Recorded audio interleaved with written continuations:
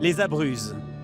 À moins de 200 km à l'est de la capitale italienne, s'étend l'une des zones les plus préservées du continent européen.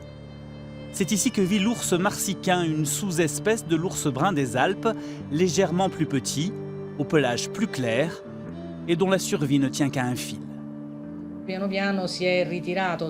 Petit à petit, cet ours a vu son aire de répartition diminuer. Son habitat et ses ressources sont venus à manquer, l'homme prenant toujours de plus en plus de place. Au cours des derniers siècles, la population d'ours marsicains a fini par se réduire à un tout petit noyau dans les montagnes des Abruzzes, et en particulier dans le parc des Abruzzes. Le parc national des Abruzzes, la Tiom e Molise, vient de fêter ses 95 ans. À partir d'une ancienne réserve de chasse de la famille royale italienne, il a été créé pour sauvegarder l'ours marsicain et une espèce endémique de chamois. C'est aujourd'hui une puissante institution aux prérogatives impressionnantes. Le parc emploie actuellement 95 personnes, dont une quarantaine de gardes. C'est l'une de nos particularités. En plus des carabiniers forestiers qui dépendent de l'État, nous avons nos propres gardes, qui assurent eux aussi la surveillance sur le parc et les alentours. L'une des missions essentielles des park rangers, la surveillance des ours à problème, tous équipés de colliers émetteurs. Sur la soixantaine d'individus recensés, 4 femelles et un mâle ont pris la mauvaise habitude d'aller se nourrir dans les villages. Les gardes mettent tout en œuvre pour les en dissuader.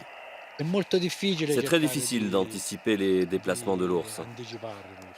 Mais avec toute une série d'actions, comme ne pas laisser traîner de nourriture dans les villages, protéger ce qui peut l'y attirer comme les ruchers ou les poulaillers, on peut arriver à faire quelque chose.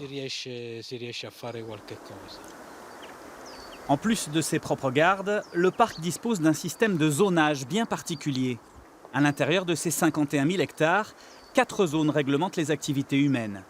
Parmi elles, un écrin de 4 000 hectares, la zone A, dite de réserve intégrale, exclusivement dédiée à la vie sauvage. L'homme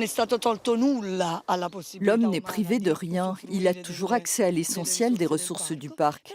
Mais ce sont là de petites oasis d'intimité pour les animaux. Au point que nous avons découvert que la majeure partie d'entre eux, bien que se promenant dans l'intégralité du parc, ont élu domicile ou pris leurs habitudes dans la zone de réserve intégrale.